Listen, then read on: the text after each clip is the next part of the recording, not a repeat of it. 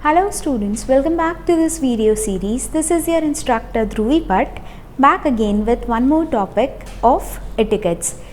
In the previous video, we understood about what are different etiquettes which you need to follow when you are on a foreign trip. Now it is time to look on the other side of the coin. What etiquettes you should follow when the foreign counterparts whom you visited have come here to visit you. There are different reasons for which the foreign delegates will visit your organization. There can be various reasons like just for an information change, just for acquiring more knowledge, just to see the project, just to look into the details about some ongoing project, for signing off some business deal, for training the employees here, etc. There can be many reasons for this foreign visit of your counterparts to India or to your organization. But what are the things that you should take care of when such event happens? We will study this today. This is your instructor Dhruvi Bhatt talking about what you should do when the foreigners visit you. Okay, sounds daunting? Don't worry. We have you covered here. First and foremost point which I have in each and every topic is, yes, preparation. Planning is all it takes to be extremely effective in communication or in any types of etiquettes. Okay, so first we will start with how you will prepare for this visit. Moving towards, know that who is visiting you. The first thing that you must be aware of is to get to know that who is the person or who the visitors are. Are there more than one person? What is the designation of that person? What is the reason of the person's visit, etc. There are many questions to which you should know the answers to, but do not prod into very much so as to ask personal questions. Okay. Try to get to know that whether it is the person's first visit to India, whether the person has visited India before or not, whether he had a good experience in our country or not, does he have some specific requirements related to food, related to religion or something? Does he want to spend some more time sightseeing on weekends? What all are his primary requirements? Does he have some specific requirements for the place he wants to stay in, etc. These can be some of the questions to which you should collect answers before you get the visitor. Okay, and you can take the help of some known person of the visitor to make things more easier.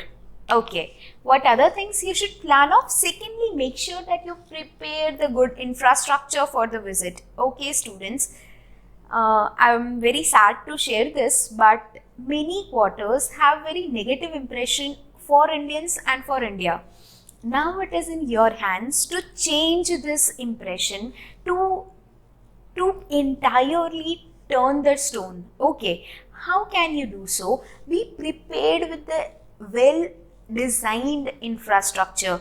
Make sure that you have very nicely arranged each and everything. Make sure that you have designed the agenda and you know the entire agenda for the visit. You have also run through this agenda to the visitor and got it approved. Also, keep chances for some flexibilities. Okay, so that if there are any changes, you can accommodate them later on. Okay, make sure, students, that you arrange for a proper car with the driver for picking up the foreign delegate. Along with that, make sure that if he or she wishes for sightseeing, then you have proper car arranged with a driver who knows English, who knows the localities well, and who can make use of his knowledge to show the person around. Moreover, you can also include some of the local team members to accompany this foreign delegate for the sightseeing. Okay, only if he doesn't mind so, obviously. Moreover, students, if he or she is coming there for meetings, make sure that you have enough power supply. Also, you have your generators in place if there are chances of electricity failures. Also, make sure that all your audio and video devices are humming together very properly. We do not have any chances of technical difficulties. Okay, do not let technical difficulties let you down. Make sure that all the technical equipments are in place, are working together properly, and everything is in sync. Moreover, make sure that if there is some specific requirement for any video conference or any type of conferences, then there is proper arrangement for that. Okay, you can book the studio well in advance to make sure that everything is set up properly there inside. One more thing which I'm feeling very bad to tell about, but it is necessary, that make sure that your place doesn't look filthy. Even the toilets are clean and well maintained. Okay, make sure that your infrastructure is very much in place whenever the foreign delegate visits you, so that you leave a good impression on him or her. Okay, moving on, one more thing which you need to take care of is prepare for the business side of the visit. Okay, I told you that what you need to take care of in the infrastructure, but be prepared also for the business side of the view, where you must be describing the entire agenda of the visit very properly in a very appropriate document. You will also get this document properly approved by the foreign visitor. Okay, moreover, also make sure that everyone who is going to be in the team when the foreign delegate arrives is informed about this thing. And this is not a circus, so make sure do not include everyone and do not make it a huge deal, or do not include many people inside. Make sure that you have a specific role assigned for each and every person, and that person very properly knows what he or she has to do in the specific agenda. Okay, make sure that everything is well defined. Even if there is a need, go for some mock runs of the meeting and try to identify the questions, try to identify the scenarios which are untoward, which are not very known, but still they can arise. Okay, if need arises, make sure that you make sure that you have answers to all the questions. You have all the past documents, all the past history of the documents. Make sure that all the documents that the delegate may ask for are readily available with you. It is not the time that you go in and search for the documents when the foreigner has already arrived. Do not do so. If there are some documents to be shown, there is some things to be talked about, make sure everything is on hand and everything is available with you. Okay, if there are some problems, like the junior developer who is working on the project of that foreigner is not very comfortable talking with the foreigner, then make sure that all these problems are solved beforehand. Make sure that you know the answers to the questions which can arise in the long run. Okay, so be ready with all the papers, with all the negotiations, and with your best deal. Okay, moving on, students, what will you do in the actual visit? The time has come, the plane has already landed, and now what you need to do is to take care of the actual visit. What things you should take care of when the person actually visits here, and how you will start the meeting. Let us see. The first and foremost, how you need to start the meeting. Most important thing which you should take care of is your attire. Make sure that you dress formally, you dress well, use subtle neutral tones, use formal wears. Make sure you show our tradition using your formal wears. I mean, women can wear saris. Okay, so also western skirt and with a suit is also good. And guys must wear formal wear with shirt or pant and a blazer maybe, or a waistcoat. It would look appropriate for the meeting. Make sure you are dressed well, you are dressed appropriately for the said day. Okay, now when the delegate arrives, start with a firm handshake. We Indians do not take handshakes very seriously. Okay, but here is where foreigners will actually start judging you. This is the first entry point of them in your organization. So, if you want to crack this deal, make sure that you shake your hand very confidently. It is a practice to take the hand very firmly and shake it 2 to 3 times. Do not hold it for too long, and after that leave the hand. After that, it is a custom to exchange the business card. You may give your business card to the foreign delegate and he may give the business card in return. In some of the cultures, this is made into a huge occasion where both the person hold the visiting card and they bow down and the business cards are exchanged. Do not be so elaborate. You can just give out the card, you can just exchange the cards normally. That is also good. Okay. After that, once the time of the meeting arrives, properly seat down everyone, where each and every person must be knowing his or her place in advance. There must not be a clutter at that moment that who is sitting where. Do not create any chaos. Your each and every action is in watch right now by the foreign delegates. So make sure that everyone knows their place. Nearer to the foreign delegates must be superior people. Farther away must be support employees. Okay. So here is how you will start the meeting. Once the meeting starts, what are the meeting propers which you need to follow, or what are the things which you need to make sure while you are in a meeting? Okay, these are the customs or rules which you must follow. First and foremost, be very precise about time management.